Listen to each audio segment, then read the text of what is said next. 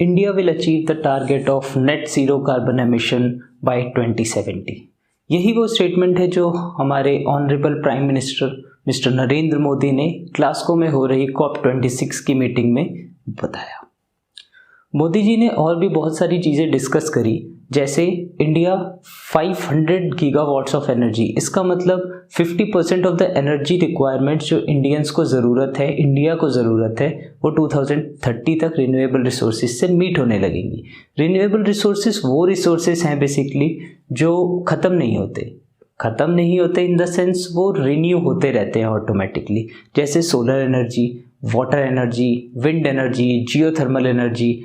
और उसी का ऑपोजिट होता है नॉन रिन्यूएबल रिसोर्सेज, जैसे fossil fuels, petrol, diesel, kerosene etcetera जो हम आज के टाइम में यूज़ कर रहे हैं, कोल, ये वही नॉन रिन्यूएबल रिसोर्सेज है जो एक टाइम आएगा कि वो ख़त्म हो जाएंगे। इनको बनने के लिए मिलियन ऑफ ईयर्स लगते हैं, इसीलिए हम लोग एक फोकस कर रहे हैं नॉन रिन्यूएबल रिसोर्सेज को यूटिलाइज करने का, ताकि हमारी energy dependency non renewable resources पे ना रहे। हमारे honourable prime minister mister Narendra Modi ने और भी बहुत से प्रस्ताव रखे, जिनमें से एक बहुत इम्पॉर्टेंट ये है कि हमारी जो एजुकेशन पॉलिसी है उसमें हमें क्लाइमेट चेंज को इंक्लूड करना पड़ेगा। जो बच्चे अभी फर्स्ट सेकंड क्लास में हैं उनको क्लाइमेट चेंज के बारे में समझाना होगा, ताकि वो शुरू से ही बाइसिकल्स चलाएं, शुरू से ही ऐसी चीज़ें करें कि वो रिन्यूएबल रिसोर्सेज को ऊपर माने हमेशा नॉन रिन्यूएबल रिसोर्सेज से। यही वो तरीका है जिससे हम क्लाइमेट चेंज को कॉम्बैट कर पाएंगे, बिकॉज हमारी जो फ्यूचर जनरेशन्स है, हमारी नेक्स्ट जनरेशन्स है, वो और भी ज़्यादा टेक्नोलॉजिकली एडवांस होंगी हमसे, और भी ज़्यादा ही उनके अंदर एक इनोवेशन स्किल्स होंगी, ताकि वो इस क्लाइमेट चेंज को कॉम्बैट कर पाए, जिससे हमारा इकोसिस्टम फाइनली बर्बाद हो रहा है। और भी बहुत सारी स्कीम्स जैसे नल से जल, जल से जीवन, क्लीन इंडिया मिशन, इन मिशंस के बारे में श्री नरेंद्र मोदी ने एक ग्लोबल प्लेटफॉर्म COP26 की मीटिंग में अपने व्यूज़ रखे, जिससे इंडिया की एक प्राइड, एक ऑनर और ज़्यादा इम्प्रूव हुआ। कॉन्फ्रेंस ऑफ पार्टीज 26 जो कि 2021 में किया गया ग्लासगो में, इनको ऑर्गेनाइज कराने का काम इटली एंड यूनाइटेड किंगडम का था। आखिर ऐसा कॉप है क्या?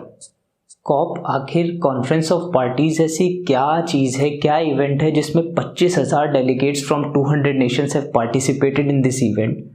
तो इसका एक बहुत ही ज़्यादा ग्लोबल लेवल पे इम्पोर्टेंस है।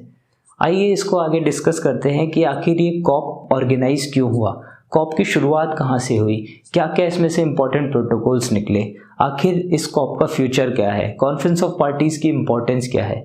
आइए आज की वीडियो में कंप्लीट इन्फॉर्मेशन लेते हैं कॉन्फ्रेंस ऑफ पार्टीज के बारे में, और ये इंडिया के लिए कितना इम्पोर्टेंट है। नमस्कार, मेरा नाम है वैभव मिश्रा और मैं अपने चैनल पे आपका स्वागत करता हूँ। आइए वीडियो की शुरुआत करते हैं।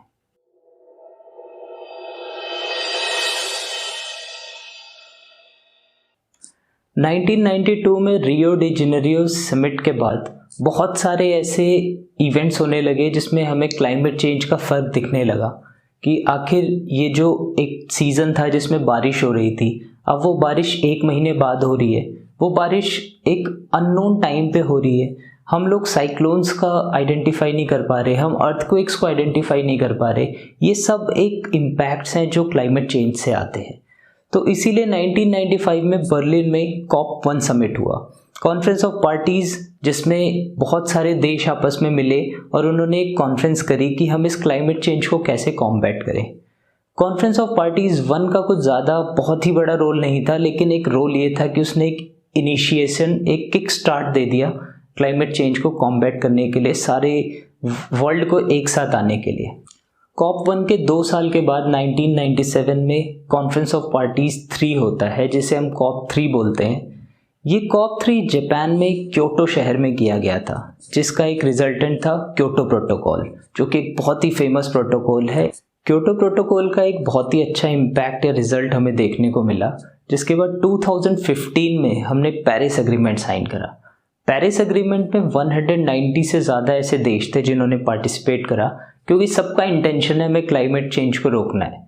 बिकॉज जब तक सारी कंट्रीज़ एक साथ नहीं आएंगी, अर्थ होम है हर कंट्री का, हर एक पर्सन का इस पूरी अर्थ पे, तो हमें मदर अर्थ को बचाने के लिए एक साथ आना पड़ेगा। इसीलिए पेरिस एग्रीमेंट एक लैंडमार्क एग्रीमेंट माना जाता है। और हम लोग आइए डिस्कस करते हैं कि पेरिस एग्रीमेंट में आखिर क्या क्या इंपॉर्टेंट पार्ट्स थे। पेरिस एग्रीमेंट एक रिजल्टेंट था UNCCC का, United Nations climate change conference. यही वो कॉन्फ्रेंस है जिसके रिजल्ट में पेरिस एग्रीमेंट को रिलीज़ किया गया था। और पेरिस एग्रीमेंट में बहुत इंपॉर्टेंट एक आर्टिकल 6 है। आर्टिकल 6 बोलता है, जो डिटरमाइन करता है कि नेशनली डिटरमाइंड टारगेट्स। इसका मतलब हर एक नेशन, अगर वो डेवलप्ड है या फिर वो डेवलपिंग है, दोनों नेशंस के अपने एक नेशनली डिटरमाइंड टारगेट्स होंगे। किसी पे भी पेरिस एग्रीमेंट फोर्स नहीं करेगा कि आपको इतना टारगेट मेट करना है। एक देश जो उसकी कैपेसिटी है, जैसे US है वो एक डेवलप्ड नेशन है, UK है वो एक डेवलप्ड नेशन है, क्योंकि इंडस्ट्रियल रिवॉल्यूशन के टाइम हम सब जानते हैं बेसिकली 14th सेंचुरी में 15th सेंचुरी में जब इंडस्ट्रियल रिवॉल्यूशन शुरू हुआ था, तब ये यूरोपियन नेशंस जो हैं, स्पेन है, UK है, ऐसे ऐसे जो कंट्रीज़ हैं, इन कंट्रीज़ ने काफ़ी डेवलपमेंट किया था। तो उस टाइम उन्होंने बहुत ज़्यादा कार्बन को एमिट किया था, बट अब वो हमारा टाइम है। हम उस टाइम इंडस्ट्रियल रिवॉल्यूशन के पार्ट नहीं थे, लेकिन आज के समय में वी आर डेवलपिंग। इंडिया जैसी जो कंट्रीज़ हैं ये डेवलप कर रही हैं, तो ये इट्स नेचुरल कि हम कार्बन को एमिट करेंगे। तो हमारा नेचुरली ये जो कार्बन का एमिशन स्कोर होगा, जो कार्बन हम एमिट करेंगे, वो ज़्यादा होगा उन डेवलप्ड कंट्रीज़ के according. Her conference of parties में कुछ सेट ऑफ गोल्स रखे जाते हैं। आइए COP26 में क्या गोल्स सेट किए गए उनका डिस्कशन करते हैं। First and the most important, 1.5 degree वही एक क्लाइमेट चेंज का टेम्परेचर रखा गया है जो एक एक्सेप्टेड है, जिसे ग्लोब को पूरे मिलके एक साथ अचीव करना है।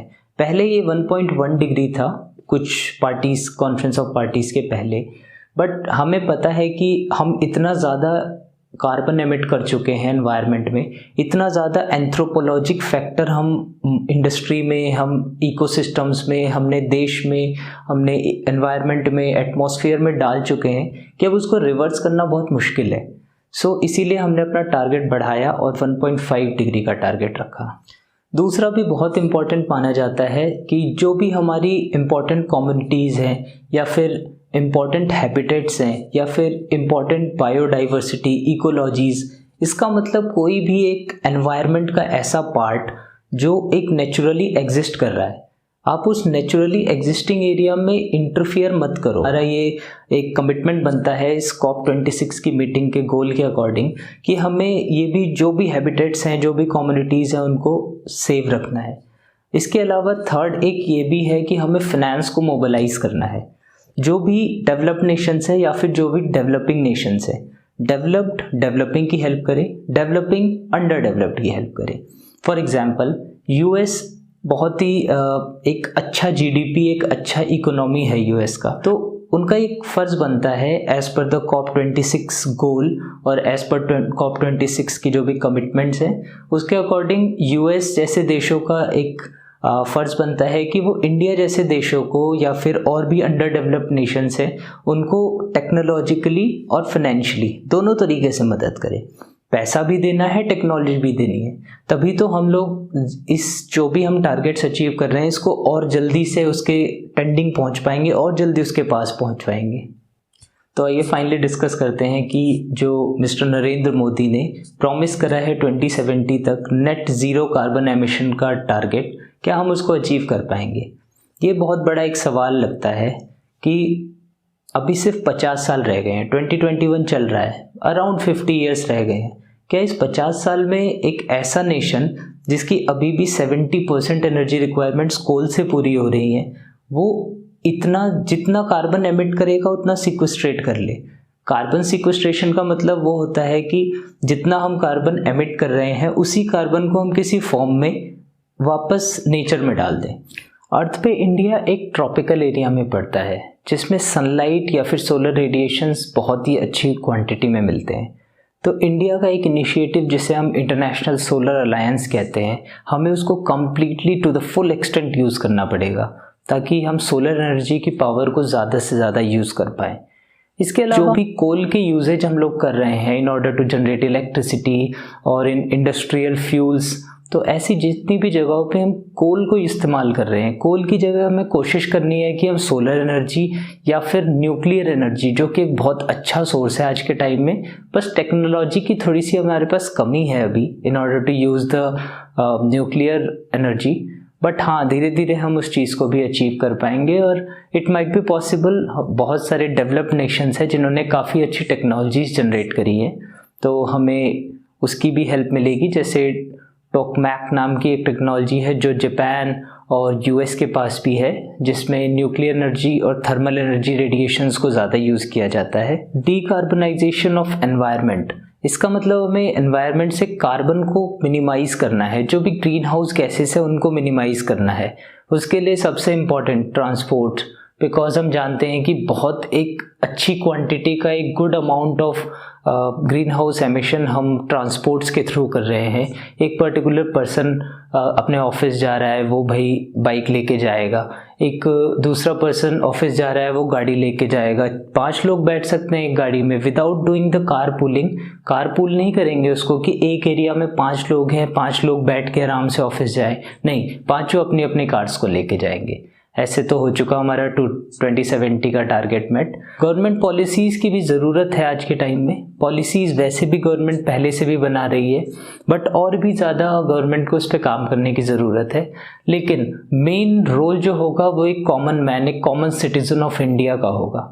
जो भी सिटीज़न चाहता है इन ऑर्डर टू हमारी जो भी एक इमेज है वर्ल्ड इकोनॉमी में या फिर एक वर्ल्ड एनवायरनमेंट लीडर के तौर पे, उसको हमें और ऊंचा करना है और भी ज़्यादा बढ़ाना है। इलेक्ट्रिक व्हीकल्स, ये एक बहुत ही ज़्यादा डिबेटेबल आजकल टॉपिक है, बिकॉज इलेक्ट्रिक व्हीकल्स को गवर्नमेंट चाहती है प्रमोट करना, लोग भी चाहते हैं यूज़ करना, लेकिन उसकी कॉस्ट इतनी ज़्यादा है कि एक कॉमन मैन उसको सपोर्ट नहीं कर सकता, अफोर्ड नहीं कर सकता। इसके अलावा आपको चार्जिंग स्टेशन सेट कराने पड़ेंगे बहुत ही जगहों पे। अगर एक कोई पर्टिकुलर पर्सन खरीद रहा है ई व्हीकल, तो उसके पास एक फैसिलिटी होनी चाहिए कि वो एक लॉन्ग डिस्टेंस भी कवर कर पाए। कुछ पॉलिसीज़ बहुत सारी गवर्नमेंट को बनानी पड़ेगी और कॉमन मैन को उनका साथ देना पड़ेगा। ऑब्वियसली हमें क्लाइमेट चेंज के इम्पैक्ट्स को मिनिमाइज़ करना पड़ेगा, बिकॉज मदर अर्थ पे हम लोग डिपेंड करते हैं और हम लोगों पे मदर अर्थ की लाइफ डिपेंड करती है। चलिए, तो वीडियो को यहाँ पे ख़त्म करते हैं और COP26 के बारे में आई होप आप सबको अच्छी इन्फॉर्मेशन देखने को मिली होगी। अगर आपको ऐसी वीडियोस, मेरी वीडियोस पसंद आती हैं और आप चाहते हैं कि मैं ऐसे कंटिन्यू रखूं, तो प्लीज़ चैनल को लाइक, सब्सक्राइब एंड कमेंट ज़रूर करिए वीडियो के ऊपर, और चैनल को सब्सक्राइब कर दीजिए। नीचे बेल आइकन होगा, उसको आप प्रेस कर दीजिए, ताकि जो भी मैं न्यू वीडियोस अपलोड करूं on such current affairs topics या फिर ऐसे जो टॉपिक्स जिस पे अवेयरनेस की ज़रूरत है, तो आपको तुरंत नोटिफिकेशन आ जाए। चलिए, धन्यवाद, मैं विदा लेता हूँ, आपसे मिलते हैं अगली वीडियो में। Thank you.